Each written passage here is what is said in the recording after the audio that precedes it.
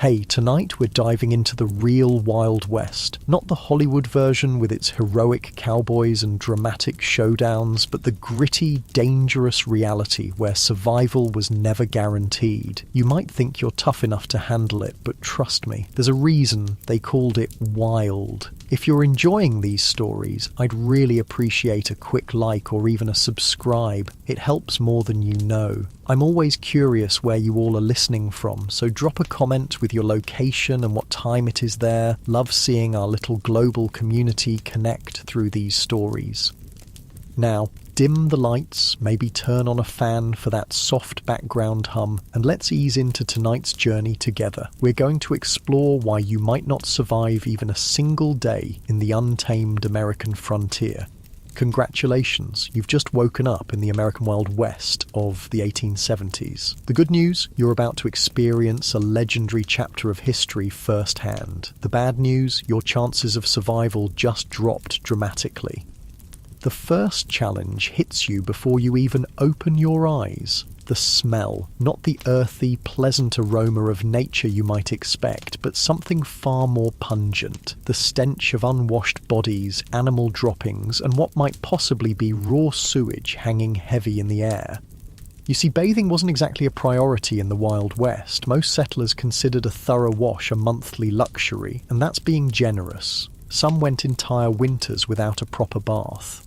Water, was precious out here, and using it to clean yourself seemed wasteful when you needed it for drinking and cooking. As you drag yourself from your bed, which is likely just a straw-filled mattress crawling with bedbugs, you realise how every muscle in your body aches. Life in the 1870s frontier involved constant physical labour from dawn until dusk. There were no weekends off, no vacations, and certainly no ergonomic considerations. Whether you were a farmer, miner, or ranch hand, your body was your primary tool, used until it broke down. You might think you work hard in your modern life, but frontier labour was something entirely different, backbreaking work that left even the strongest people permanently hunched and arthritic by their 30s. Imagine spending 14 hours ploughing fields, hauling water, chopping wood, or working deep underground in a mine shaft. No wonder the average lifespan was only about 35 years.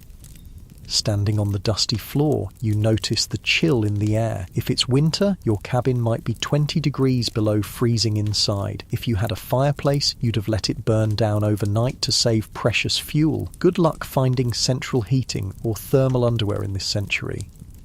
And if it's summer, well, get ready to sweat through every article of clothing you own.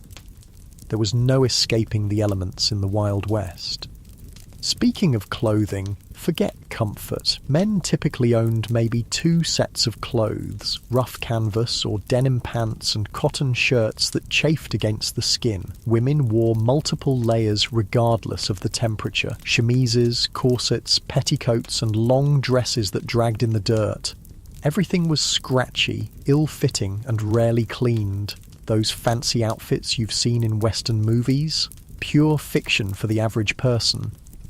Your stomach growls, reminding you it's time for breakfast. Hope you like beans, biscuits and coffee, possibly for every meal. The Wild West diet was monotonous and nutritionally deficient. Fresh fruits and vegetables were seasonal luxuries. Meat, when available, was often preserved with salt or smoke because refrigeration didn't exist. Scurvy, a disease caused by vitamin C deficiency, when your gums bleed and your teeth fall out, was common among settlers despite being easily preventable with modern knowledge.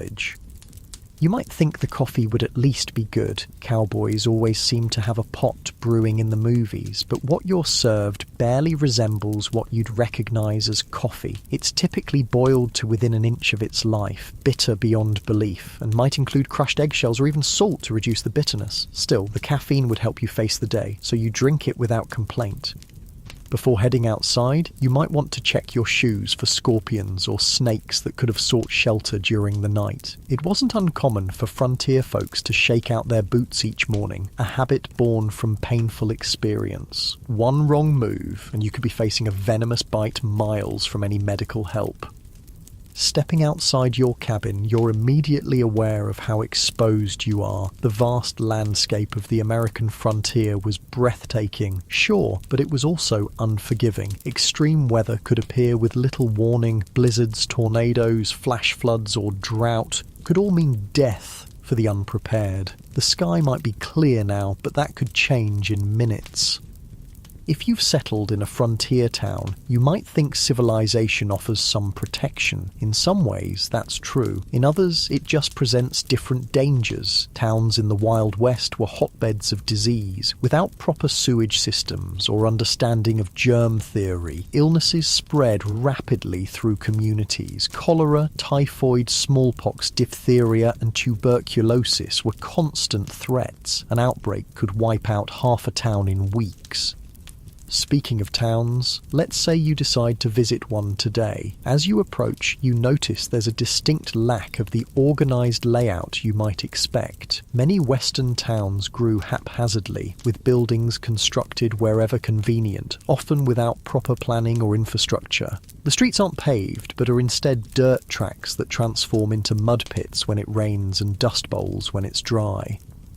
The smell hits you again, stronger now. Horse manure is everywhere because horses are the main transportation. There are no street cleaners or sanitation departments. In some towns, the accumulated waste could be knee-deep in heavily trafficked areas. Flies swarm around you and you realise why disease spreads so easily here. As you walk down the main street, you pass the saloon, likely one of the busiest establishments in town. Contrary to Hollywood depictions, saloons weren't glamorous places with swinging doors and piano players. Most were crude, one-room affairs with rough plank bars and basic furniture. The liquor served wasn't fine whiskey aged in oak barrels, but raw alcohol often mixed with tobacco juice, pepper, turpentine, or even gunpowder to give it extra kick. A single drink could blind you if you were unlucky. The saloon represents another deadly aspect of frontier life: violence. These establishments were frequently sites of deadly confrontations, not because of formal duels or showdowns, but because of drunken arguments that escalated quickly in a heavily armed society. The romanticised gunfights of Western movies were rare. Most violence was impulsive, messy, and over trivial matters. Speaking of being armed, you'll notice almost everyone carries a weapon of some kind, but not for the reasons you might think. While personal protection was certainly a factor, weapons were primarily tools for hunting, protection from wildlife, and sometimes for signalling. The constant threat from bears, wolves, cougars, and venomous snakes made going unarmed foolish, especially when travelling between settlements.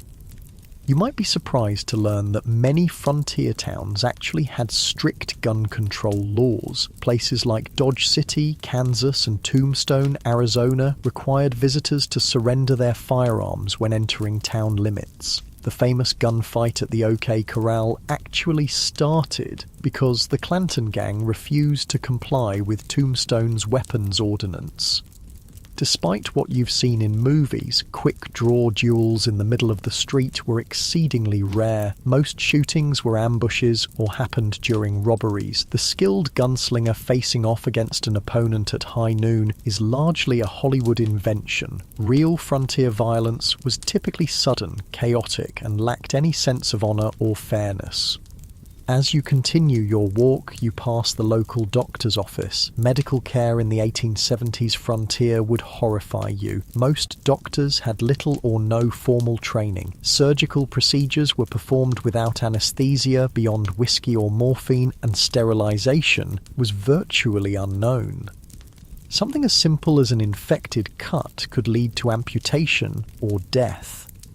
Common treatments included bloodletting, mercury compounds, arsenic, and other toxic substances that often did more harm than good. Women in childbirth faced mortality rates as high as 1 in 4 in remote areas. Dentistry involved extraction without anesthesia, using crude tools. Most people suffered from painful dental issues for years before finally losing their teeth. If you were injured or fell ill on the frontier, your survival often depended more on luck than medical intervention. Even minor injuries could become life-threatening due to infection. Broken bones might never heal properly, leaving frontier folk with chronic pain and disability. The famous phrase, "only the strong survive," had literal meaning in the Wild West. Your stomach growls again, and you realise it's time for lunch. You head to the local restaurant, which is likely just an extension of someone's home where meals are served for a fee. The food isn't any more varied than your breakfast. Meat is tough and often spoiled, despite heavy smoking or salting. Vegetables, if available, are overcooked to mush. Food safety standards don't exist, so dysentery and food poisoning are common occurrences. While eating, you overhear conversations about recent Indian attacks, outlaw gangs, or the danger of travelling alone. While Native American violence against settlers was far less common than portrayed in popular culture, in fact, settlers and the US military were far more likely to be the aggressors. The frontier was still a place of conflict. The systematic displacement of indigenous peoples created tensions that sometimes erupted into violence on both sides. As for outlaws, they were a genuine threat, particularly in remote areas. Law enforcement was sparse, with a single sheriff sometimes responsible for thousands of square miles. In many places, justice was handled through vigilante action rather than formal legal proceedings. Lynch mobs were common, and the concept of innocent until proven guilty often didn't apply. If you were accused of horse theft or cattle rustling, you might find yourself hanging from a tree before sunset, regardless of your actual guilt or innocence.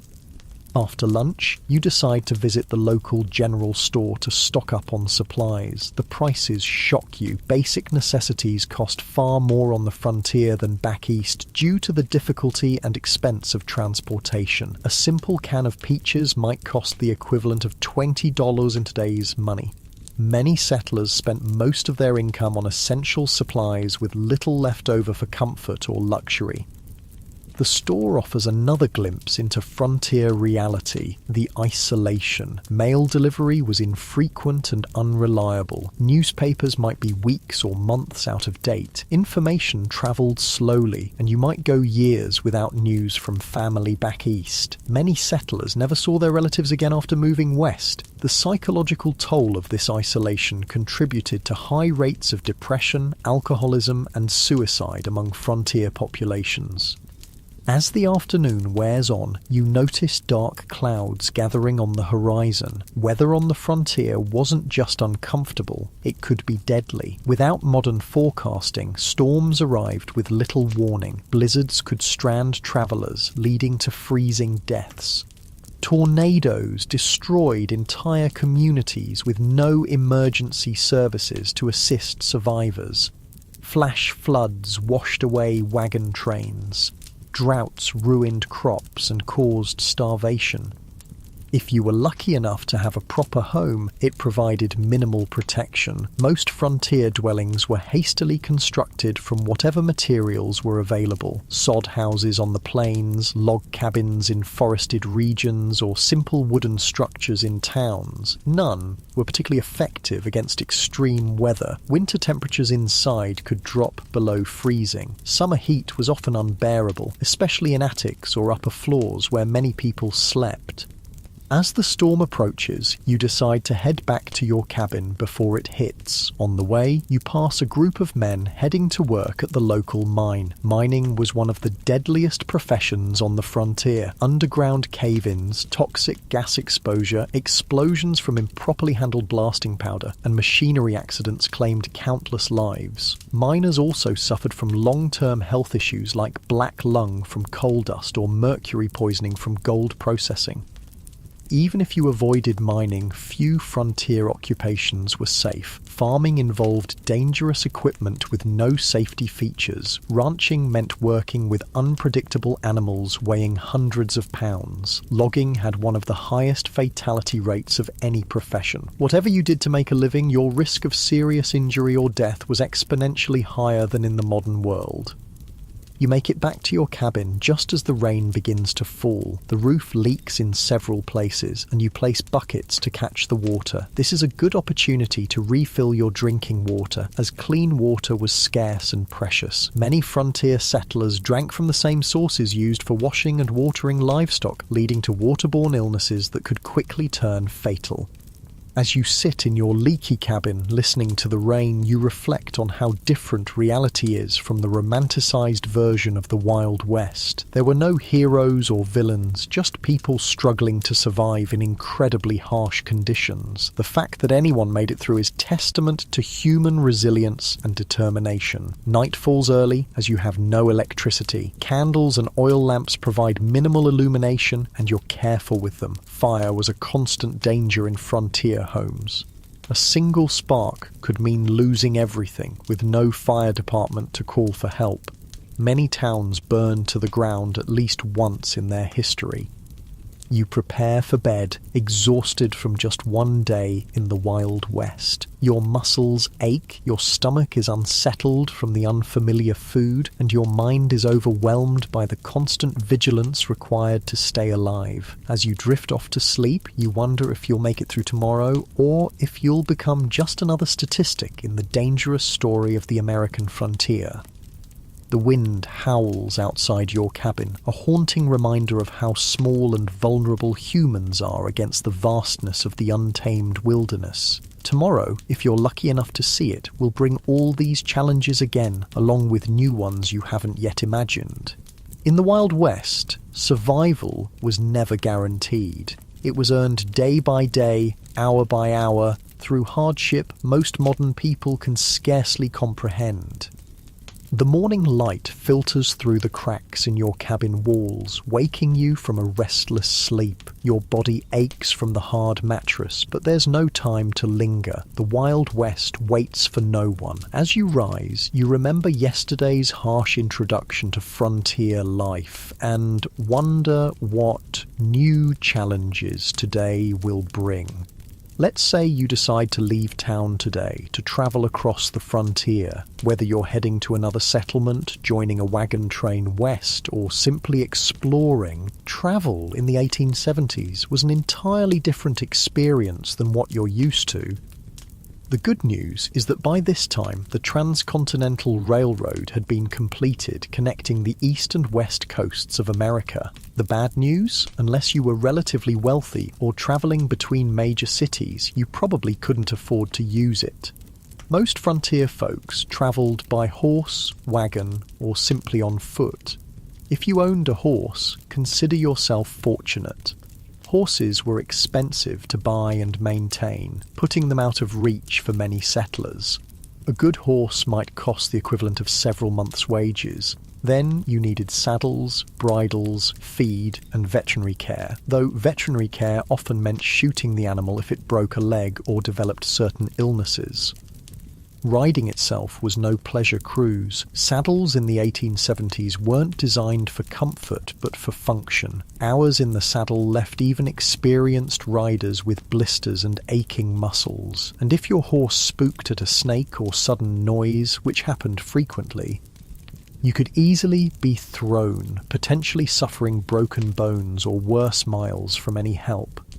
If you couldn't afford a horse, you might travel by wagon. Forget the romantic image of pioneers cheerfully rolling across pristine prairies. Wagon travel was brutally uncomfortable. The vehicles had no suspension system beyond the slight give in wooden wheels, meaning you felt every rock, rut, and hole in the trail. The constant jarring caused wagon sickness, similar to seasickness, leaving travellers nauseous and miserable.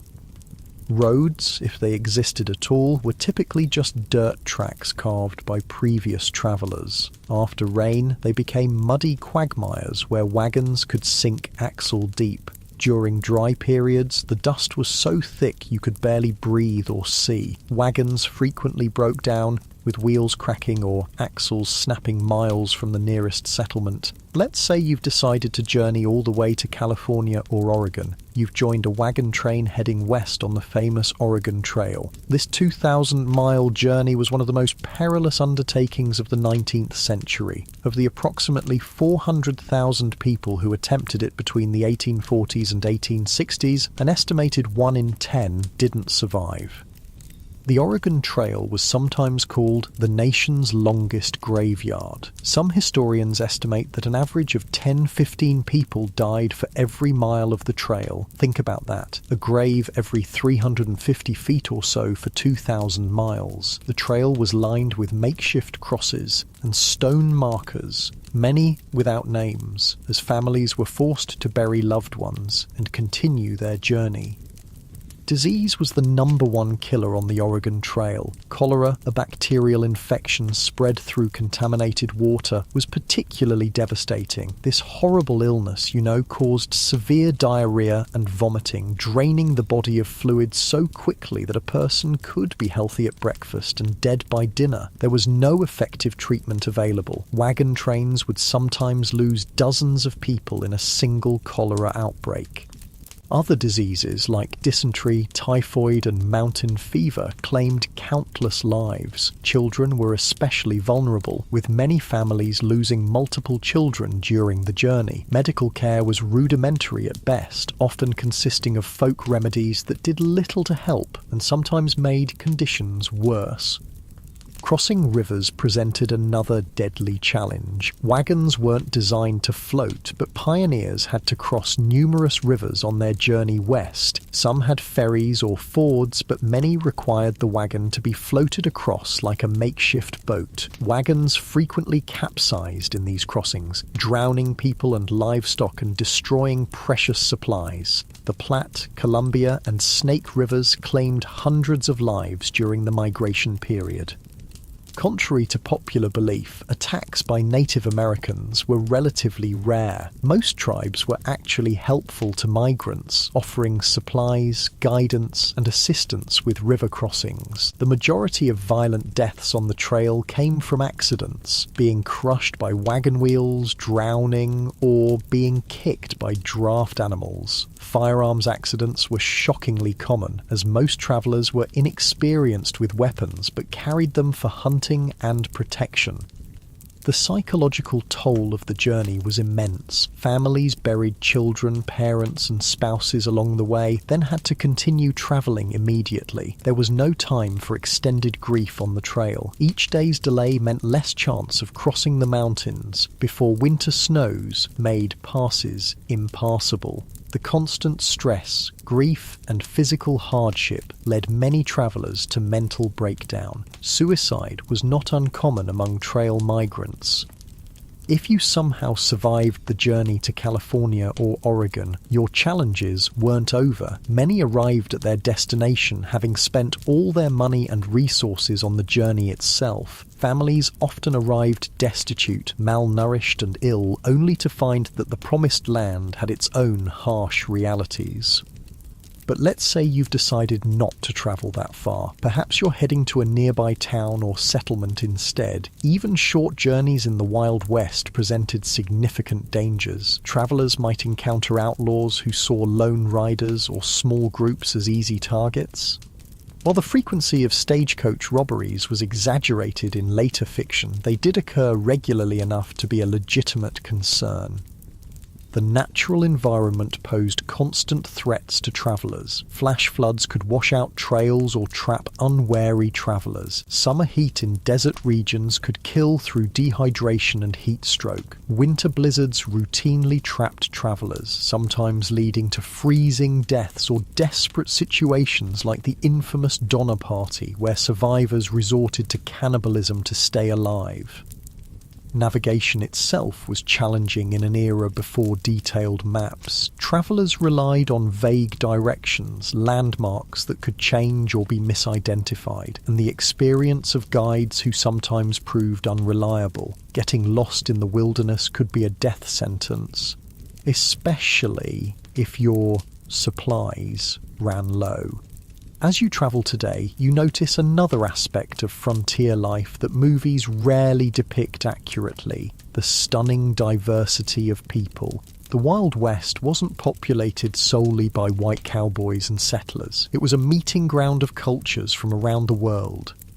Chinese immigrants worked as railroad builders, miners, and merchants. Mexican families had been living in the Southwest long before it became US territory. Black cowboys made up as much as 25% of the workforce on some ranches. European immigrants from Germany, Ireland, Italy, and Scandinavia brought their cultures and traditions. And of course, dozens of distinct Native American nations had called these lands home for thousands of years before others arrived. This diversity, however, didn't mean equality or harmony. Racial violence was a common feature of frontier life. Chinese railroad workers faced brutal discrimination and were often forced to take the most dangerous jobs for lower pay than white workers. Mexican landowners frequently saw their property seized through legal manipulation or outright theft after the Mexican-American War. Black Americans who moved west hoping to escape Southern discrimination often found frontier racism just as entrenched, if different in form. Despite their crucial contributions to ranching, mining, and building frontier communities, they were frequently excluded from economic opportunities and social acceptance. For Native Americans, the expansion of white settlement was nothing short of catastrophic. The indigenous population of North America, once numbering perhaps 15 million people, had been reduced to fewer than 300,000 by 1900. Disease, warfare, forced relocation, and the deliberate destruction of their food sources, particularly the buffalo, decimated numerous tribes and nations. US government policies systematically pushed Native Americans from their traditional lands onto reservations, often in areas with poor soil and few resources. Treaties were regularly broken when valuable resources were discovered on reservation lands. Native children were taken from their families and placed in boarding schools designed to erase their cultural identity, operating under the philosophy of "kill the Indian, save the man." The romanticized cowboys versus Indians narratives of later films grossly misrepresented the complex interactions between settlers and indigenous peoples. Many native nations initially tried to accommodate newcomers and adapt to changing circumstances. Violence typically erupted after repeated treaty violations, encroachment on tribal lands, or deliberate provocations. As you continue your journey, you ponder another group whose experience differed markedly from Hollywood depictions: women on the frontier. Far from the helpless damsels or schoolmarms of Western movies, frontier women performed incredibly demanding physical labour while navigating restrictive social expectations. On homesteads and farms, women not only handled traditional domestic duties like cooking, cleaning, childcare, and making clothing, but also worked in the fields, tended livestock, and defended the home when necessary. Their workday typically started before dawn and ended well after dark, with few, if any, days of rest. A frontier woman might need to plough fields in the morning, deliver a neighbour's baby at midday, fight off predators threatening the livestock in the afternoon, and still prepare meals and care for her own children throughout. Many women became widows young due to the dangerous nature of frontier life and had to manage farms or businesses alone while raising children. Despite their essential contributions, women had few legal rights. In most territories and states, they couldn't vote, own property independently if married, or have custody of their children in the event of divorce. Domestic violence was considered a private matter, with little legal recourse available to victims. For unmarried women, options were severely limited. Teaching was one of the few respectable professions, though female teachers were paid significantly less than their male counterparts, and were often expected to resign upon marriage. Some women found economic independence through running boarding houses, working as nurses, or establishing millinery or dressmaking businesses. Then there were the soiled doves, prostitutes who worked in frontier brothels and saloons. While later mythology romanticized these women, the reality was typically grim. Many entered the profession out of economic desperation after being widowed or abandoned. Physical abuse, drug addiction, and venereal disease were common hazards of the work. Even those who managed to earn substantial money found themselves socially ostracized and unable to transition to more respectable positions. Some women did find greater freedom on the frontier than they might have back east. The shortage of women in Western territories gave them more marriage options and sometimes better treatment as communities competed to attract and keep female residents. A few territories like Wyoming and Utah granted women voting rights decades before the 19th Amendment, recognizing their essential contributions to frontier development. As the day wears on and you continue travelling, you might wonder about law enforcement in this supposedly lawless land. The reality was complex and varied widely by location. Major cities and towns typically had some form of organised law enforcement, but vast rural areas had minimal, if any, official protection. County sheriffs were elected officials responsible for maintaining order across sometimes enormous territories. A single sheriff might be the only law enforcement for thousands of square miles, making regular patrols impossible. They relied heavily on deputizing ordinary citizens during emergencies, creating posses to pursue criminals or respond to violence. Town marshals handled law enforcement within town limits, sometimes with a few deputies in larger settlements. These positions were often dangerous and poorly paid, attracting a mix of dedicated public servants and those who enjoyed the power the badge provided. Some famous lawmen, like Wyatt Earp, moved between legitimate law enforcement and more questionable enterprises throughout their careers. Federal marshals had jurisdiction throughout territories and states but were few in number. They typically focused on major crimes like counterfeiting, mail robbery, or offences involving multiple jurisdictions. The legendary US Marshals of Western movies, single-handedly bringing law to lawless towns, were largely fictional creations. In many remote areas, justice was handled through informal community action rather than official legal processes. Vigilante groups formed to address perceived threats when formal law enforcement was absent or ineffective. Sometimes these groups maintained basic order, but they could easily become vehicles for prejudice, personal vendettas, or mob violence.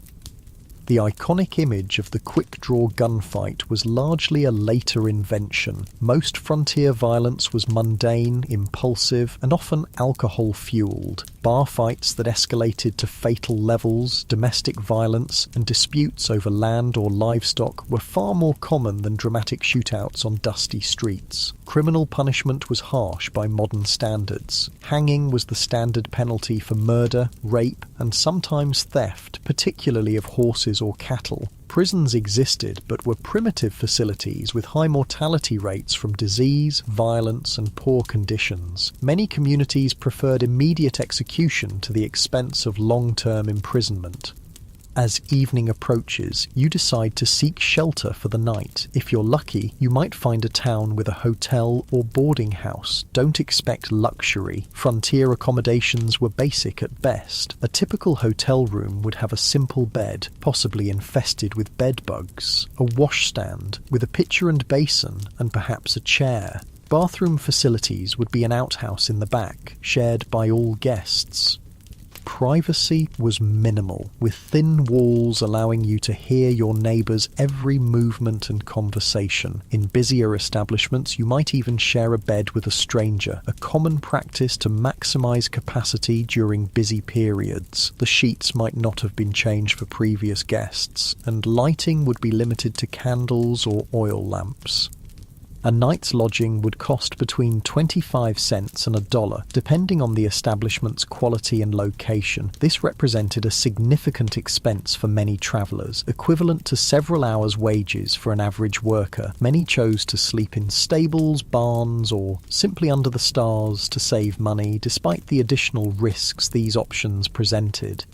If you were travelling through more remote areas, you'd likely camp for the night. This meant building a fire, assuming you could find enough fuel, preparing a meal from your limited supplies, and sleeping on the ground with minimal protection from the elements or wildlife. Indigenous peoples, experienced travellers, and military scouts had sophisticated techniques for safe camping, but the average settler often made dangerous mistakes. Proper fire management was literally a matter of life and death. A fire built too large could spark a prairie or forest fire that could consume thousands of acres in hours. One built too small might not provide enough warmth during cold nights, leading to hypothermia. Campfire cooking required skills most modern people lack, often resulting in meals that were simultaneously burnt and raw. As night falls fully and you prepare to sleep, the sounds of the frontier darkness surround you. Coyotes howl in the distance, unfamiliar birds call, the wind whispers through grass or trees. For people accustomed to modern light and noise pollution, the profound darkness and strange sounds of wilderness nights often triggered intense anxiety. Many travellers slept poorly on the frontier, not just because of physical discomfort, but from fear of the unknown dangers that might lurk in the darkness. Native attacks, though rare, often occurred at dawn when sleepers were at their most vulnerable. Predators like wolves, bears, and mountain lions might investigate camps looking for food. Venomous snakes and scorpions sought warm places to rest, sometimes including a sleeper's bedroll.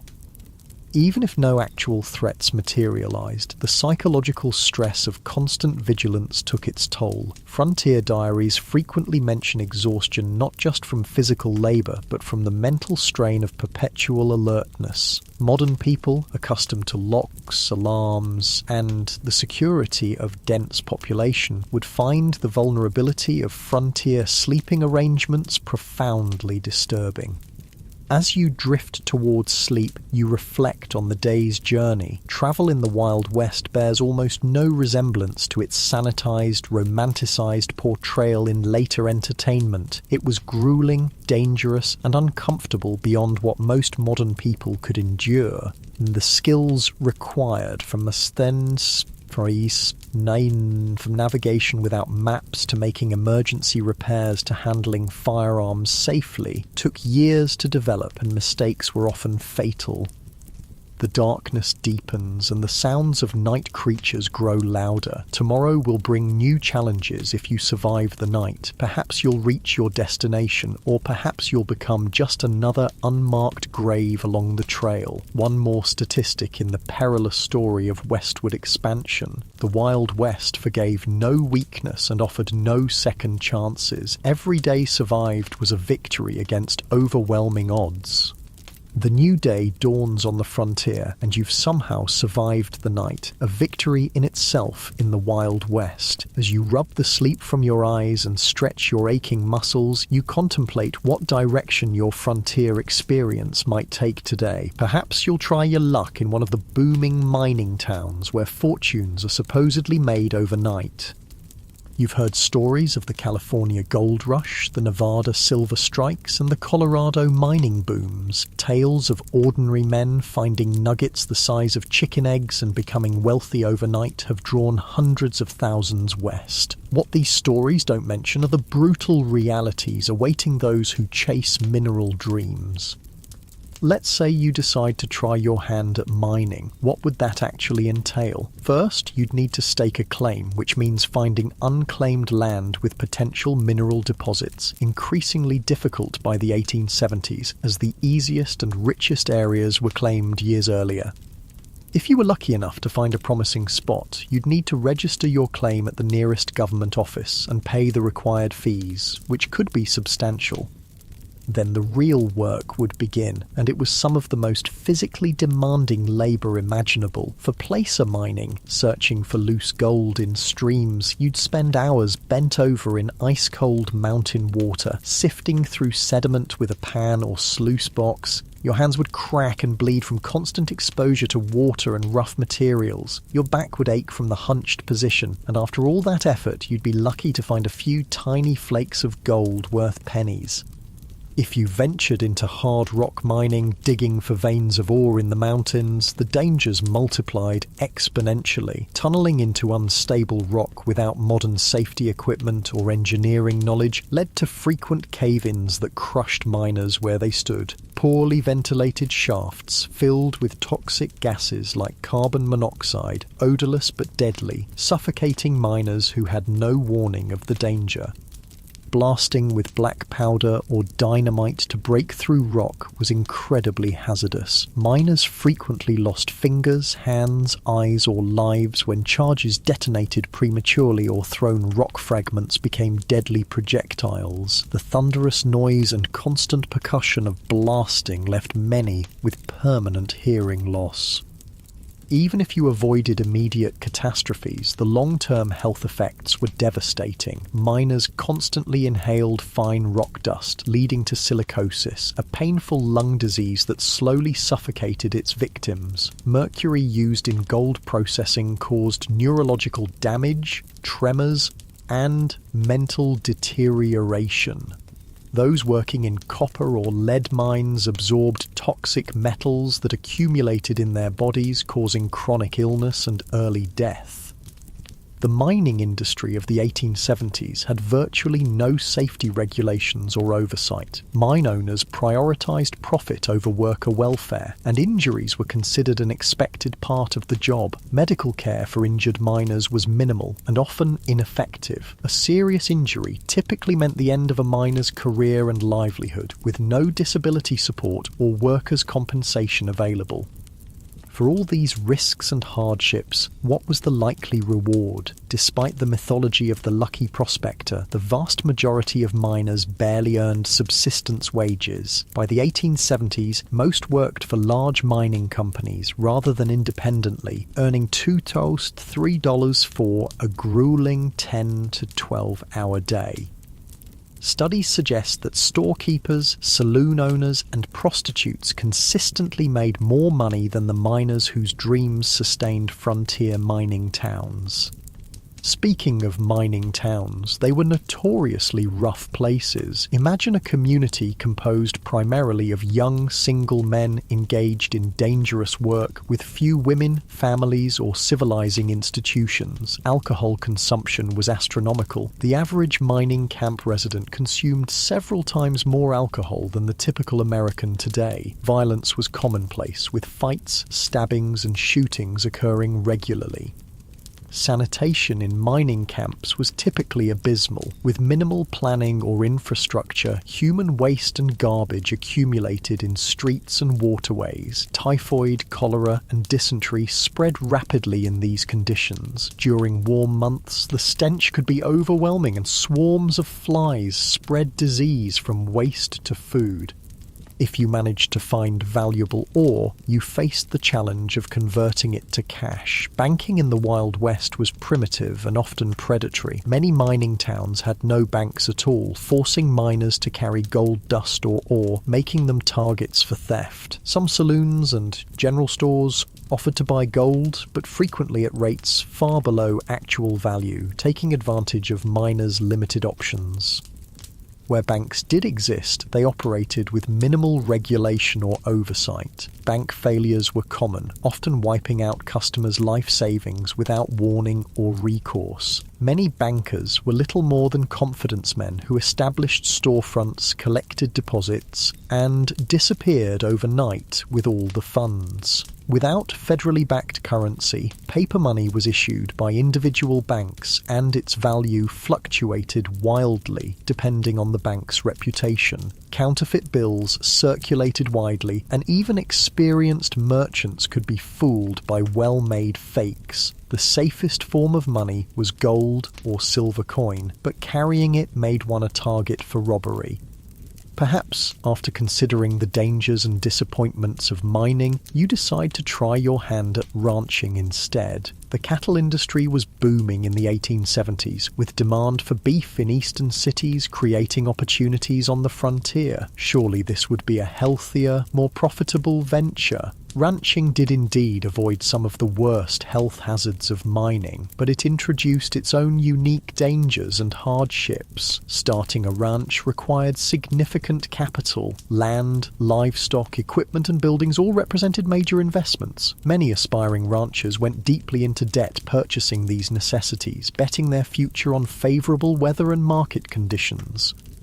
Nature often had other plans. Droughts could wither grazing lands and dry up crucial water sources, forcing ranchers to either watch their cattle starve or sell at devastating losses. Harsh winters could kill entire herds, as happened in the infamous Great Die-Up of 1886 to 1887, when up to 90% of cattle on northern ranges froze or starved to death during unusually severe weather. Disease could sweep through herds, wiping out a rancher's investment overnight. Texas fever, anthrax, and other infectious diseases had no effective treatments in the 1870s. Predators like wolves and cougars took a constant toll on livestock, particularly vulnerable calves.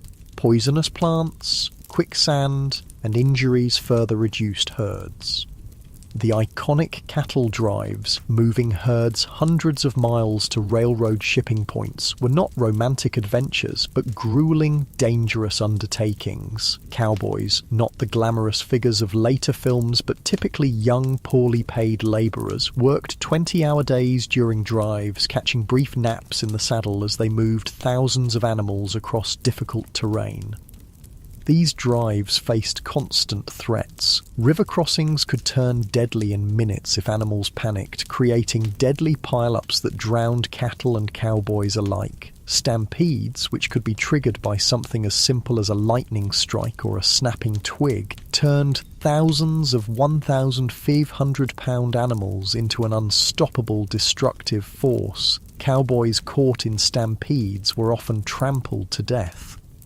The cowboy's life was far from the freedom portrayed in Western mythology. They typically earned about $30 per month for exhausting, dangerous work. Most were very young men, often teenagers, from poor backgrounds with few other options. A significant percentage were black, Mexican, or mixed-race individuals facing discrimination that limited their opportunities elsewhere. Their diet on the trail consisted mainly of beans, salt pork, and biscuits, with minimal fresh food. Medical care was limited to whatever the trail cook might know about folk remedies. Injuries, common in such dangerous work, often went untreated until they became life-threatening. Many cowboys died young from injuries, exposure, or violence. Perhaps ranching doesn't appeal after all. What about farming? Surely growing food, the most fundamental of human activities, would offer a more stable and less dangerous way of life on the frontier. The Homestead Act of 1862 had opened vast areas of the West to settlement, offering 160 acres free to anyone who would live on and improve the land for 5 years. This seemed like an incredible opportunity, a chance for people with little money to become landowners and build independent livelihoods. The reality proved far more challenging than the promise. First, 160 acres might sound substantial, but in the arid regions that comprised much of the available land, it was often insufficient to support a family. Traditional eastern farming methods failed in these environments, where rainfall was a fraction of what pioneers were accustomed to. Many settlers had no knowledge of dry farming techniques needed for success in these regions. Starting a frontier farm required tremendous physical labour. The first task was building shelter, typically a sod house on the treeless plains, constructed by cutting and stacking dense prairie turf. These soddies were dark, damp dwellings that leaked when it rained, harboured insects and snakes, and crumbled without constant maintenance. Then came the back-breaking work of breaking the land for planting. Prairie sod, held together by dense grass roots that had developed over centuries, was extraordinarily difficult to plough with the equipment available to most settlers. It could take a year or more just to prepare a few acres for planting. The work was so physically demanding that it permanently damaged many farmers' bodies. Once crops were planted, farmers faced threats from every direction. Drought could wither plants before harvest. Torrential rains could wash away seedlings or flood fields. Early frost could kill crops just before harvest. Grasshoppers descended in biblical swarms, consuming everything green in their path and sometimes even eating the handles of tools left in fields. Disease affected frontier farmers as it did everyone else, but with particularly devastating consequences. With no hired help and little community support, a family's illness during crucial planting or harvesting periods could mean the difference between survival and starvation. Women often continued working the fields while heavily pregnant or just days after giving birth, risking their health because the work simply couldn't wait. Farm accidents were common and often fatal. Homemade tools broke and caused injuries. Animals panicked and trampled their handlers. Even successful harvests could turn deadly. Numerous farmers died when they fell into grain storage bins and suffocated in the loose grain, or when poorly constructed storage buildings collapsed under the weight of their contents.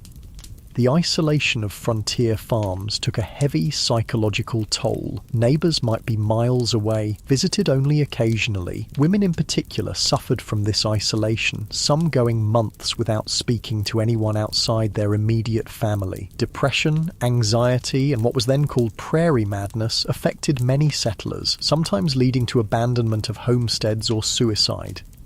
For those who persevered through these challenges and actually produced crops, economic obstacles remained. Transportation to markets was difficult and expensive. Without refrigeration, perishable products had to be sold quickly or preserved. Large agricultural corporations and railroad companies used their influence to keep crop prices low and transportation costs high, squeezing independent farmers from both directions. By the 1870s, another option was emerging on the frontier, working for wages in the growing towns and industries. Perhaps this offered a safer, more stable path than the high-risk ventures of mining, ranching, or farming.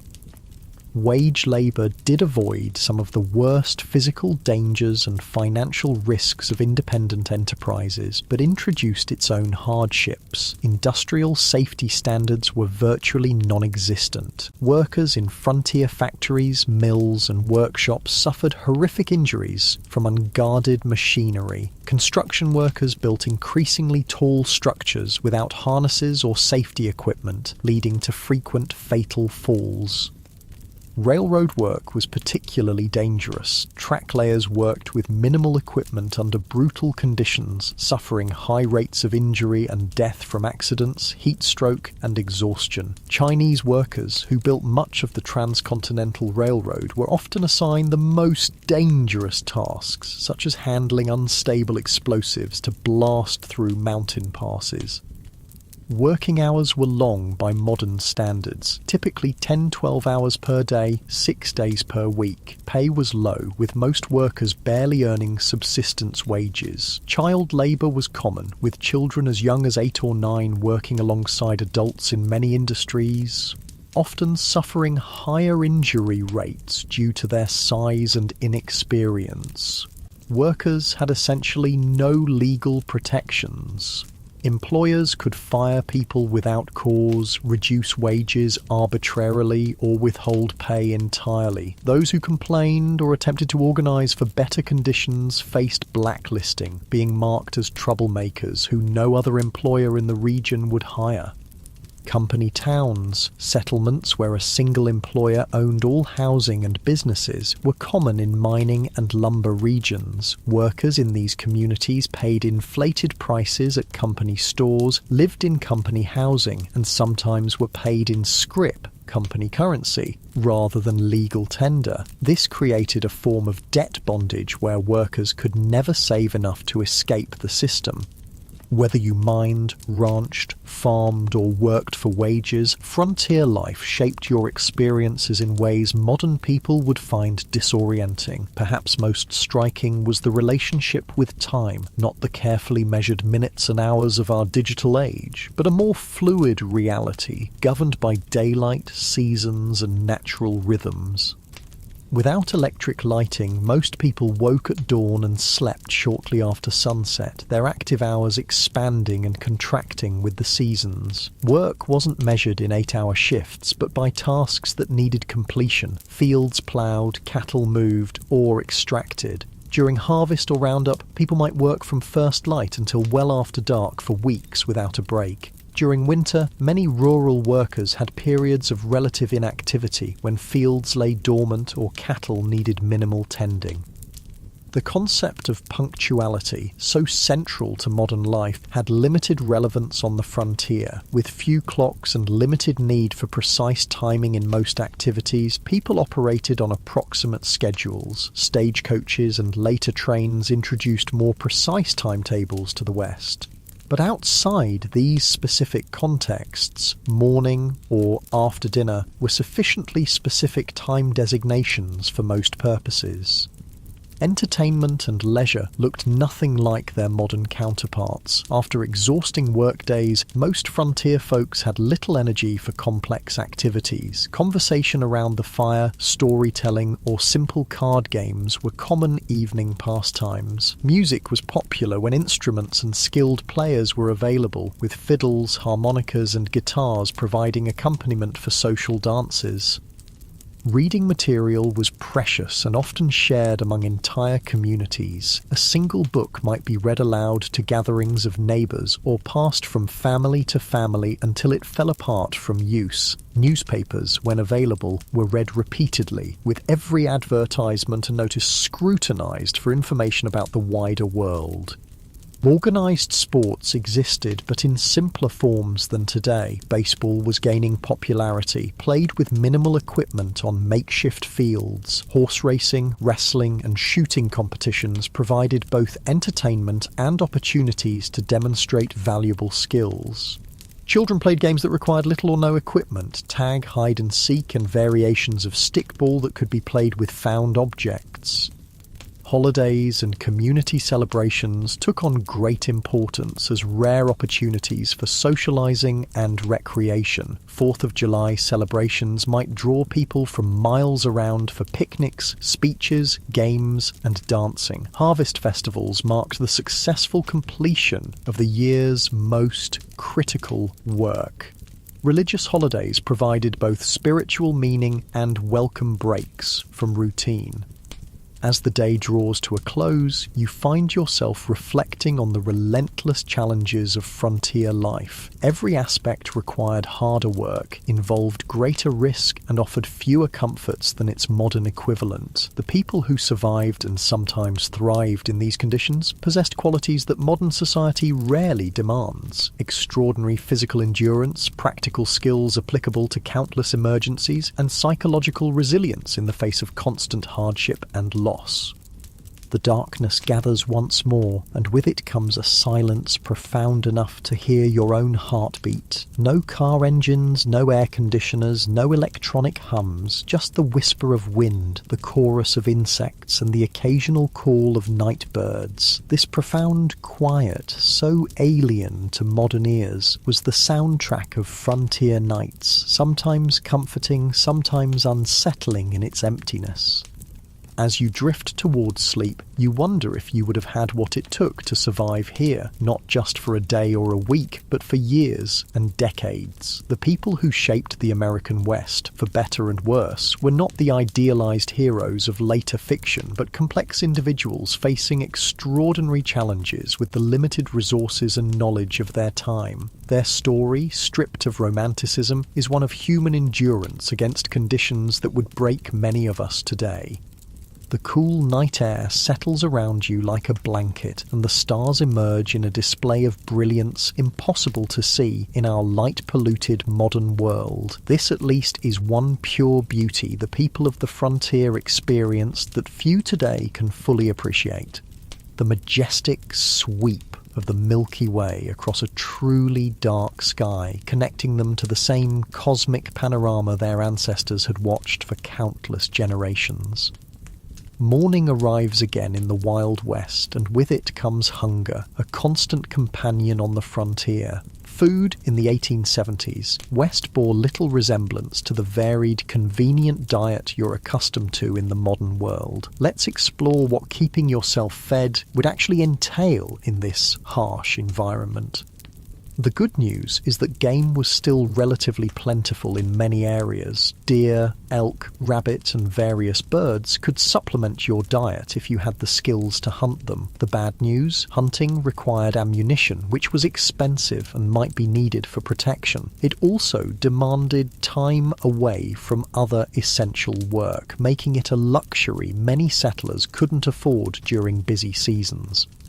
Most frontier families relied heavily on foods they could grow, preserve, or purchase in bulk. The staples of the frontier diet were beans, corn, and pork, dense in calories but monotonous and nutritionally incomplete. Fresh fruits and vegetables were available only in season, a few months at most. And winter diets often contained no fresh produce whatsoever.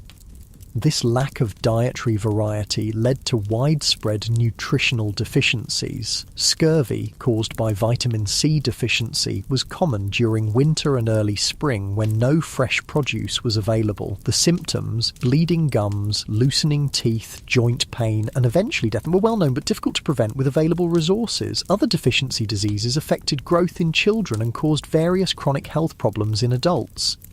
Food preservation was a constant challenge and critical survival skill. Without refrigeration, meat needed to be consumed quickly or preserved through smoking, salting, or drying. These methods deterred bacterial growth but drastically changed flavors and textures while reducing nutritional value. The heavy salt content of preserved foods contributed to high blood pressure and other health issues. Women spent enormous amounts of time preserving food when it was abundant for use during scarce periods. Vegetables were pickled in vinegar or fermented. Fruits were dried or preserved with sugar if available. Root vegetables might be stored in root cellars, underground spaces that maintained cool temperatures. These preservation efforts were not optional activities, but essential survival work that could determine whether a family would eat during winter.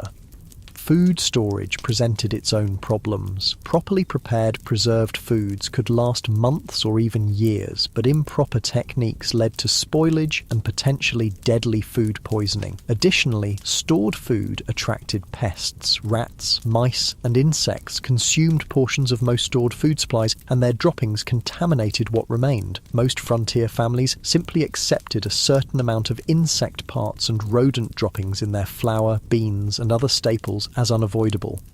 Cooking itself was far more labour-intensive than modern people can easily comprehend. Meals were prepared over open hearths or wood-burning stoves that required constant attention and fuel. In wood-scarce prairie regions, women and children might spend hours gathering buffalo chips, dried manure, or twisted grass to burn as cooking fuel. Water had to be hauled from wells or streams, often hundreds of pounds per day for cooking, cleaning, and drinking. Even with these efforts, meals lacked the variety and flavour profiles modern people expect. Spices were expensive luxuries, used sparingly if at all. Sugar and coffee were treasured items, often hoarded for special occasions. Fresh milk was available only if a family kept a cow, and for only part of the year when the cow was producing. Most frontier children grew up with simple, repetitive diets that would horrify modern nutritionists. Interestingly, despite these limitations, obesity was rare on the frontier. The combination of limited food supplies, minimal sugar consumption, and constant physical labour kept most people lean. However, this leanness wasn't necessarily healthy. Many frontier folk suffered from malnutrition even when they had sufficient calories to sustain their work. Beyond basic survival needs like food, frontier life presented unique challenges for families raising children. If you had been born in the Wild West, rather than just visiting it, your childhood would have been dramatically different from modern experiences. Childhood itself was conceived differently in the 19th century. Children as young as 6 or 7 were expected to contribute meaningful work to family survival, not as educational chores, but as essential economic contributions. Young children minded livestock, gathered eggs, picked vegetables, watched younger siblings, and helped with countless other tasks that freed adults for heavier work. By age 10 or 12, most frontier children worked alongside adults at nearly adult capacity. Boys followed fathers into fields, barns, or workshops, learning skills through direct participation rather than formal instruction. Girls worked with mothers, learning the complex domestic skills necessary for frontier homemaking. Not simple housekeeping, but the production of essential goods like clothing, preserved food, candles, and soap. This early adulthood extended to other areas of life. Children were not sheltered from the harsh realities around them. They witnessed births, deaths, slaughtering of animals, and the sometimes violent conflicts of frontier communities. They were expected to understand and adapt to these realities, rather than being protected from them. Education, as modern people understand it, was limited and inconsistent on the frontier. In established towns, schools might operate for a few months each year, typically during winter when agricultural work was minimal. One teacher, often barely educated themselves, might be responsible for students ranging from 5 to 17 years old, all studying in a single room. Physical conditions in these schools were challenging. Buildings were poorly insulated, leading to freezing conditions in winter and stifling heat in warmer months. Supplies were minimal, perhaps a few shared textbooks, slates for writing that had to be constantly erased and reused, and minimal paper that was treated as a precious resource. Corporal punishment was the standard disciplinary approach, with whippings or beatings administered for infractions as minor as whispering or failing to memorize assigned material. In more remote areas, formal schooling might not exist at all. Some families conducted home education using whatever books were available, but many frontier children received only the most basic literacy and calculation skills, if that. Their education focused instead on practical knowledge, how to predict weather, track animals, prepare soil for planting, treat common injuries, and perform the countless other tasks essential for survival. Child mortality remained devastatingly high throughout the frontier period. Approximately 1 in 4 children died before reaching adulthood, with the highest risk in the first 5 years of life. Diseases that modern medicine easily prevents or treats, measles, diphtheria, scarlet fever, whooping cough, routinely killed or permanently disabled young children. Accidents claimed many more, as child safety was a foreign concept in an era where survival demanded risk-taking. The psychological impact of this mortality on both children and parents is difficult for modern people to comprehend. Most children grew up watching siblings die. Parents expected to lose children and often gave the same name to a subsequent child if an older sibling died young. A practice that seems strange today, but reflected the different relationship with mortality in an era when death was an everyday presence. Perhaps nothing illustrates the gulf between frontier and modern life more clearly than approaches to health and medicine. If you became ill or injured in the 1870s West, your experience would bear almost no resemblance to modern healthcare. The first difference would be the absence of professional medical care in most situations. Doctors were scarce, with many communities having none at all. Those who did practice on the frontier often had minimal training, perhaps a brief apprenticeship or a few months at a medical college. Their knowledge reflected medical science of the era, which still relied heavily on theories like humoral balance that had more in common with medieval medicine than modern practice. Without access to professional care, most health issues were addressed through home remedies and folk medicine. Every community had people, usually women, known for their healing skills, drawing on traditions brought from various cultures. Some of these treatments, particularly herbal remedies, had genuine medicinal properties, but many were ineffective or actively harmful. Common medical treatments of the era included bloodletting, which weakened already ill patients, purgatives that caused severe diarrhea, supposedly to expel bad humours, and poultices of various substances applied to wounds, some of which introduced infection rather than preventing it.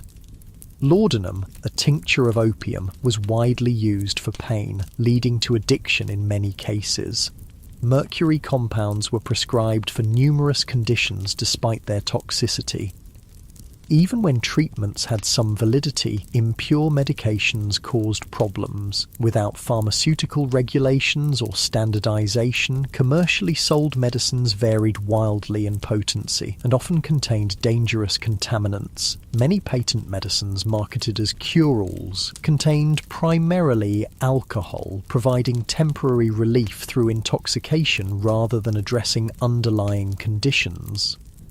Surgery in frontier conditions was particularly horrific. Without effective anesthesia, beyond alcohol, whiskey, or opium, patients endured excruciating pain during procedures. Sterilization was unknown or inconsistently practiced, leading to rampant post-surgical infections. Amputation was the standard treatment for serious limb injuries, performed with saws and knives that might be wiped clean but never properly sterilized. Childbirth represented perhaps the starkest contrast between frontier and modern medical experiences. Women typically gave birth at home, attended by a midwife if one was available, or female relatives if not. Without prenatal care, many complications weren't identified until labour was underway. Breech births, hemorrhage, and other emergencies that modern medicine handles routinely often resulted in the death of mother, child, or both. Maternal mortality rates on the frontier were approximately 1 death per 100 births, more than 100 times higher than in developed countries today. Many women approached each pregnancy knowing it might be their last experience in life. Men's diaries and letters from the period frequently mention the heartbreaking reality of raising children alone after losing wives in childbirth. The combined impact of inadequate nutrition, constant physical strain, minimal preventive care, and primitive treatment options meant that frontier populations experienced health outcomes more similar to developing nations today than to modern America. Life expectancy at birth was under 40 years, with those surviving childhood likely to suffer chronic health problems by their 50s if they lived that long. Beyond these material hardships, frontier life imposed a form of isolation and disconnection that modern people, accustomed to instant global communication, would find almost unbearable. This isolation shaped frontier psychology and culture in profound ways. Communication with distant family or friends occurred at the speed of physical transportation. Letters took weeks or months to reach recipients, if they arrived at all. News travelled slowly and unreliably, often distorted through retelling. Major events might not become known in remote areas until months after they occurred. This information vacuum contributed to a highly localised worldview where distant events seemed abstract and irrelevant compared to immediate community concerns. The isolation was particularly difficult for those accustomed to more settled environments. Women who had grown up with close female friendships and family networks often found themselves alone for days or weeks while husbands travelled for supplies or work. Their diaries frequently mention crippling loneliness and the psychological strain of having no adult conversation for extended periods. This isolation sometimes led to what contemporary accounts called prairie madness, severe depression, anxiety, and occasionally psychosis triggered by the combination of isolation, constant work, and environmental hardships. Some affected individuals became violent toward family members or committed suicide. Others simply abandoned their homesteads and returned east, unable to endure the psychological pressure of frontier life. Even in established communities, social connections were limited by practical constraints. Visiting neighbours might require travelling several miles each way, a significant undertaking when time was precious and transportation limited to walking or horseback. Formal social gatherings were infrequent, typically centred around church services, seasonal celebrations, or community work events like barn raisings or harvest festivals. Churches played a crucial role in frontier communities beyond their spiritual function. They served as social hubs, educational centres, and mutual aid societies. Even those with limited religious conviction often participated in church activities for the community connection they provided. Religious leaders, ministers, priests, or lay preachers frequently took on roles far beyond religious guidance, serving as teachers, dispute mediators, and community organisers.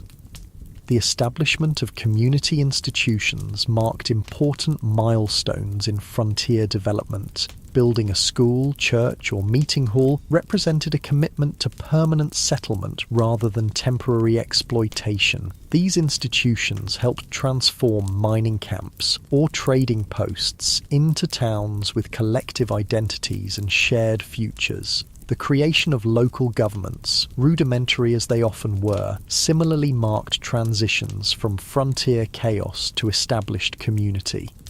Frontier communities also developed distinctive forms of mutual aid and collective action necessary for survival in harsh conditions. Barn raisings and house raisings allowed families to complete large construction projects impossible for individual households.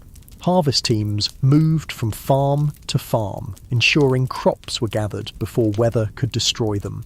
Spontaneous search parties formed when children went missing. These cooperative traditions reflected the practical reality that no individual or family could survive the frontier entirely through self-reliance. This community interdependence existed alongside the individualism that later became mythologized in frontier narratives. Both elements were necessary responses to frontier conditions: self-reliance for daily survival, community cooperation for challenges beyond individual capacity. The tension between these values shaped frontier culture and continues to influence American attitudes toward government, community, and individual responsibility. As another day in the Wild West draws to a close, you find yourself contemplating the mental and emotional resilience required to endure such conditions year after year. The people who populated the American frontier weren't superhuman. They suffered, struggled, and sometimes broke under the relentless pressure of their environment. But many adapted and persevered, developing skills and perspectives that allowed them to find meaning and even joy amid hardship. The darkness settles around you once more, bringing with it the profound silence of the pre-industrial night. The day's experiences have given you a glimpse into a world both familiar and utterly alien, a world where survival required constant vigilance, where comfort was rare and luxury almost non-existent, where death was an everyday companion rather than a distant stranger. As sleep approaches, you wonder about the people who chose this life or had it thrust upon them by circumstance. What drove them west? What sustained them through blizzards, droughts, illness, and loss? What would they think of the world their struggles helped create? A world of abundance and security beyond anything they could have imagined, built on foundations they laid through exhausting labour and countless sacrifices. The questions follow you into dreams filled with endless prairies, towering mountains, and the faces of those who tamed the Wild West, not through romantic gunfights, but through the quiet heroism of daily persistence against overwhelming odds. Their story, stripped of Hollywood glamour and frontier mythology, stands as a testament to human adaptability and the extraordinary courage of ordinary people facing extraordinary challenges. Dawn breaks on what will be your final day in the Wild West. As the golden light spills across the landscape, you take a moment to appreciate the raw beauty that drew so many westward despite the dangers and hardships. The frontier was a place of stunning natural grandeur. Vast prairies rippling like oceans, mountains scraping the sky, canyons plunging into the earth's depths. This beauty, at least, wasn't a Hollywood invention. But even this relationship with the natural world differed profoundly from modern environmental perspectives. The frontier mentality viewed nature primarily as a resource to be conquered and exploited rather than preserved or protected. Timber was cut without consideration for regeneration. Game was hunted to the edge of extinction in many regions. Streams were diverted, polluted, or destroyed for mining operations with no thought for downstream consequences. The near extinction of the American bison, buffalo, stands as perhaps the starkest example of this exploitative approach. In the 1700s, an estimated 30-60 million bison roamed North America. By 1884, fewer than 1,000 remained. This devastation wasn't simply the result of hunting for food or hides, though that played a part. It was also deliberate policy, encouraged by the US government as a way to deprive Plains Indian tribes of their primary resource, forcing them onto reservations. General Philip Sheridan, a key military leader in the Plains Indian Wars, reportedly stated, "Let them kill, skin, and sell until the buffalo is exterminated. It is the only way to bring lasting peace and allow civilization to advance." Whether or not he actually spoke these exact words, they accurately reflect government policy of the era. The destruction of the buffalo herds was environmental warfare designed to break indigenous resistance by eliminating their way of life. For Native American nations across the West, the expansion of white settlement represented an apocalypse, not just physical displacement, but the collapse of economic systems, spiritual practices, and cultural identities tied to specific landscapes and resources. While early interactions sometimes involved trade and cooperation, by the 1870s most indigenous groups faced stark choices: confinement on reservations, continued resistance against overwhelming odds, or cultural assimilation. The reservation system itself represented a form of cultural genocide. Native children were forcibly removed from families and sent to boarding schools designed to kill the Indian and save the man, as Captain Richard H. Pratt, founder of the Carlisle Indian Industrial School, infamously stated. These children had their hair cut short, were forbidden from speaking their languages, practicing their religions, or maintaining their cultural identities. The intergenerational trauma from these policies continues to affect Native communities today. Armed resistance against American expansion almost invariably ended in defeat, though some groups maintained independence longer than others. The Battle of the Little Bighorn in 1876, where combined Lakota, Northern Cheyenne, and Arapaho forces defeated Lieutenant Colonel George Armstrong Custer's 7th Cavalry, represented one of the last major indigenous victories. The subsequent military campaigns against these tribes were marked by increasing brutality, including attacks on villages and the killing of women and children. The tragedy of this cultural collision was heightened by the fact that many native nations had sophisticated agricultural systems, complex governance structures, and rich cultural traditions that could have offered valuable knowledge to European settlers. The different approaches to land use and ownership created fundamental misunderstandings. Many native groups couldn't conceive of owning land any more than one could own the air or stars, making treaty negotiations over territory fundamentally problematic from the start. These cultural conflicts extended beyond native white relations. The West was extraordinarily diverse, with communities from around the world bringing different languages, religions, customs, and approaches to frontier life. This diversity was both a strength, introducing varied skills and perspectives, and a source of tension in communities struggling with scarce resources and limited infrastructure. Chinese immigrants, who played crucial roles in building the transcontinental railroad and developing mining operations, faced particularly severe discrimination. The Chinese Exclusion Act of 1882, the first major American law restricting immigration based on nationality, grew from anti-Chinese sentiment that had festered for decades in Western territories. Chinese miners were frequently driven from productive claims through violence or unjust application of foreign miners' taxes.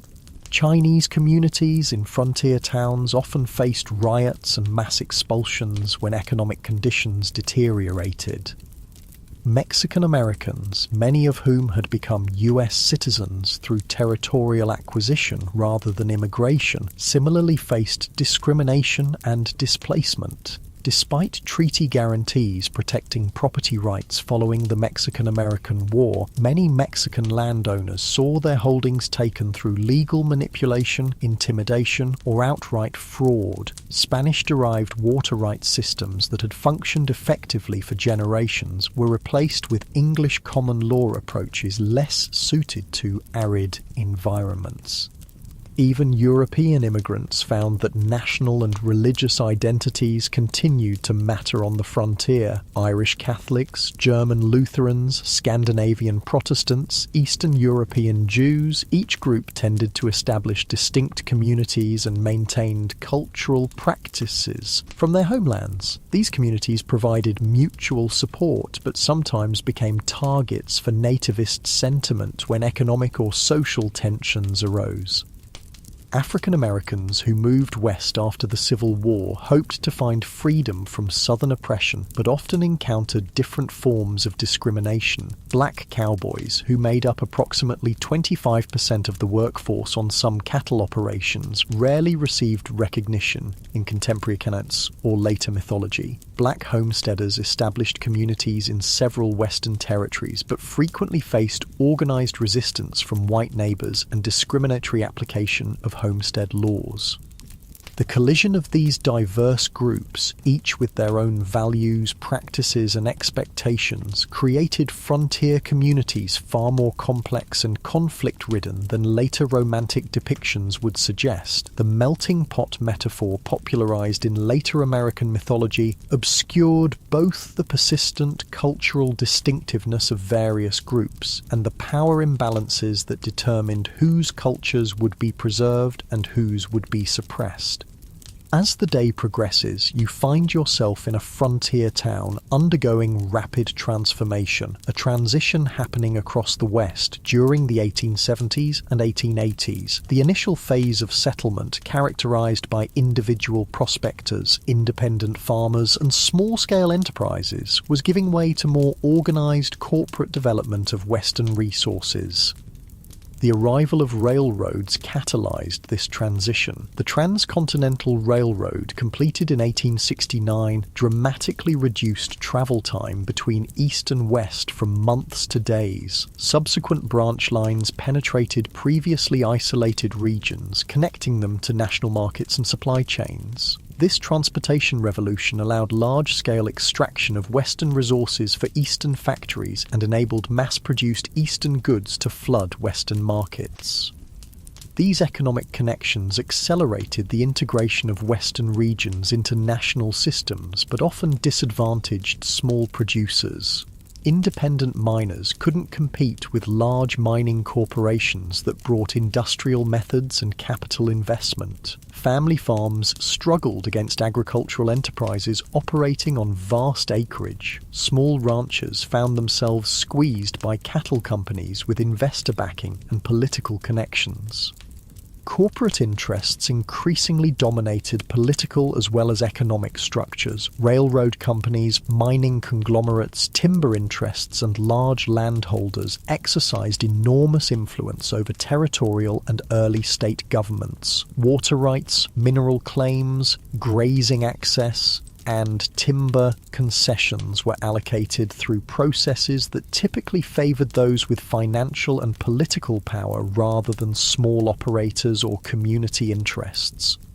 This transition from frontier to integrated region wasn't simply economic but cultural. The rough-edged mining camp or cattle town gradually acquired institutions that signalled permanence and connection to wider society. Banks, schools, churches, newspapers, theatres and fraternal organisations. Streets were surveyed and sometimes paved. Wooden structures were replaced with brick and stone buildings. Local governments enacted ordinances regulating behaviour that had previously gone ungoverned. For many who had been attracted to the frontier precisely because of its freedom from Eastern constraints, these changes represented unwelcome domestication of the wild spaces they had sought. Some continually moved westward ahead of advancing civilization, seeking new frontiers. Others struggled to adapt to increasing regulation, competition, and social expectations. The mythological end of the frontier, declared in the 1890 census, represented real psychological and cultural challenges for those whose identities were tied to frontier conditions. Part of this transformation involved the taming, or at least management, of frontier violence. The iconic gunfighters and outlaws who would later dominate Western mythology operated in a specific historical window when formal law enforcement was establishing itself against pre-existing systems of personal and community violence. By the 1880s and 1890s, professional police forces and court systems had replaced vigilante justice in most established communities, though remote areas still saw occasional eruptions of frontier-style conflict resolution. The legendary figures who captured public imagination, Wild Bill Hickok, Wyatt Earp, Billy the Kid, Jesse James, operated in this transitional period, often moving back and forth between legal and illegal activities as circumstances changed. Their later mythologization obscured the complex, often morally ambiguous reality of their lives. Hickok, far from the perfect marksman of legend, shot bystanders in at least 2 gunfights. Earp worked variously as a lawman, gambler, brothel keeper and vigilante across his career. The Robin Hood image attached to Jesse James ignored his Confederate guerrilla background and the innocent victims of his robberies. As evening approaches on your final day in the Wild West, you find yourself contemplating the gap between frontier reality and the mythology that would later emerge from it. Why did Americans, and eventually the world, become so fascinated with a romanticized version of this brutal period? What needs did these myths serve, and what truths did they obscure? Part of the answer lies in timing. The most intense period of frontier mythology making occurred precisely as the actual frontier was disappearing. The Wild West shows of Buffalo Bill Cody began in the 1880s, featuring staged reenactments of Indian battles and stagecoach robberies for Eastern audiences, even as railroads, telegraph lines, and formal governance were integrating Western regions into mainstream American society. These performances weren't meant as accurate historical recreations, but as entertainment that resonated with Eastern ideas about the West.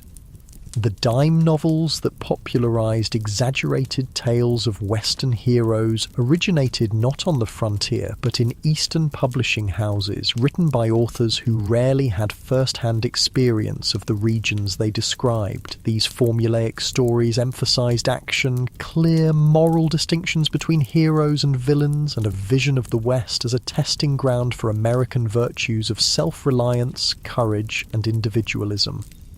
Later, Hollywood westerns further refined and amplified these mythological elements, creating iconic images of lone cowboys, heroic sheriffs, dastardly outlaws, and savage Indians that bore little resemblance to historical reality. These films served psychological and cultural functions beyond entertainment. They offered reassuring narratives about American identity during periods of rapid social change and international challenges. The mythology suggested that American character had been forged in frontier conditions, producing exceptional qualities that distinguished the nation from older societies. It implied that American expansion across the continent had been not just inevitable, but morally justified, a triumph of civilization over wilderness and progress over primitive cultures. It presented simplified moral frameworks where good invariably triumphed over evil through righteous violence, justifying America's growing military and economic power on the world stage. What these myths obscured was the complex, morally ambiguous reality of Western development, the genocide of indigenous peoples, the exploitation of immigrant labor, the environmental devastation, the corporate manipulation of political systems, and the deeply divided community struggling with fundamental questions about identity, governance, and resources. The real West offered no simple moral lessons, but rather a case study in how human societies adapt to challenging conditions, sometimes showing remarkable cooperation and creativity, sometimes descending into exploitation and brutality. As darkness falls once more, you reflect on your brief journey through the unromanticized Wild West. You've experienced firsthand why the average person today, accustomed to abundant food, medical care, physical safety, and countless comforts unknown to frontier dwellers, would likely not survive even a single day in the actual conditions of the 1870s frontier. The skills, knowledge, physical conditioning, and psychological resilience required for frontier survival represent a way of life so distant from modern experience as to be almost unimaginable. Yet something about this world continues to fascinate us. Perhaps it's the raw honesty of a life stripped to essentials, where tasks have immediate consequences and achievements represent tangible victories against natural constraints. Perhaps it's the community interdependence that emerged from shared challenges, creating connections that transcended differences in background or belief. Perhaps it's simply the reminder that human beings can endure and even find meaning in conditions far harsher than most of us will ever face. The legacy of the American frontier extends beyond mythology into the actual structures and systems that shape modern American life. Property laws, water rights frameworks, federal-state relationships, approaches to natural resources, and countless other aspects of American governance emerged from frontier-era compromises and conflicts. The diversity of Western communities, despite efforts at forced assimilation, contributed to the multicultural reality of modern America. Even the continuing tensions between individual rights and collective welfare, local control and national standards, exploitation and conservation have roots in frontier-era debates. For indigenous peoples, the frontier era represents not a glorious chapter in national expansion, but the devastation of ancient lifeways and the beginning of a long struggle for cultural survival and sovereignty that continues today. Their perspective reminds us that the simple triumphalist narrative of Western settlement ignores the complex civilizations that already existed and the incalculable knowledge lost through their disruption.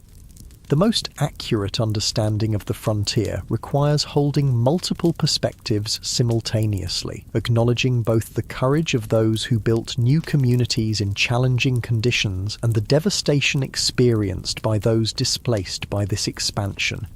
As you drift towards sleep on your final night in the Wild West, the sounds of this earlier America surround you, the whisper of wind through prairie grass, the distant howl of coyotes, perhaps the faint piano notes from a saloon down the street. These sensory experiences, at least, connected all who lived through this era, regardless of background or circumstance. The vast skies, extreme weather, imposing landscapes, and profound silences shaped everyone who encountered them, creating a shared relationship with the environment even amid cultural conflicts.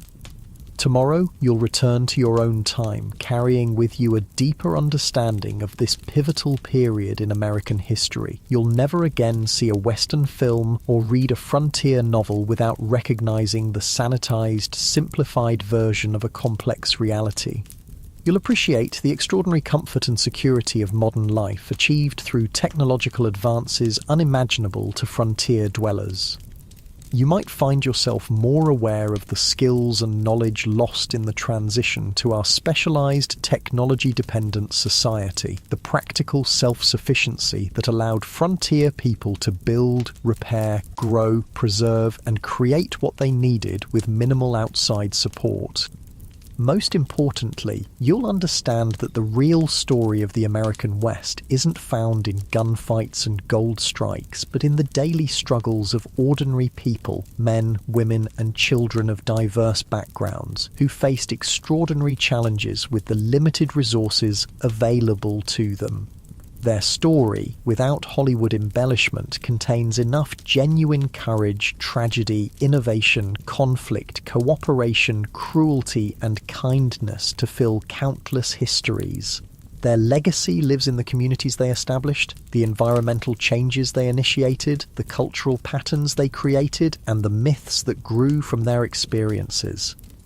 The real Wild West disappeared long ago, transformed by technology, population growth, economic integration, and environmental change into the modern American West of cities, suburbs, highways, and managed landscapes. Yet echoes of frontier experience persist in regional identities, local traditions, land use patterns, and governance structures. The memory of this formative period continues to influence how Americans understand themselves and their nation's development, even as scholars and communities work to replace simplistic mythology with more accurate, inclusive understandings of this complex history.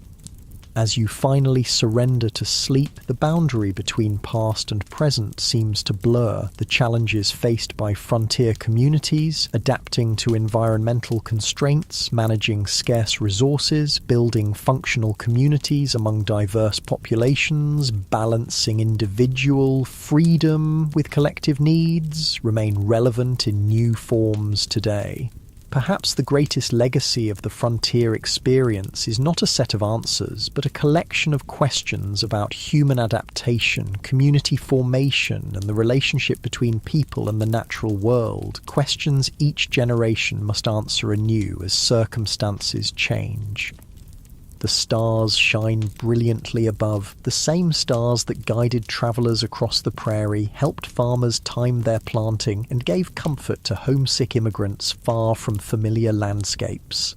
In this moment of connection across time, you feel a fleeting kinship with those who looked upon these same constellations a century and a half ago, wondering what tomorrow would bring in a world where survival was never guaranteed, but life, in all its harshness and beauty, was experienced with an intensity seldom matched in our more comfortable era. Sleep comes at last, and with it dreams of a West both harsh and magnificent, a place where human vulnerability and resilience were displayed in equal measure, where diverse peoples collided and sometimes cooperated in ways that would shape a nation, and where the daily struggle for existence contained moments of transcendent connection with landscapes of breathtaking grandeur. The real Wild West, stripped of romantic illusion, offers a window into human experience at its most elemental, challenging, frightening, and occasionally sublime.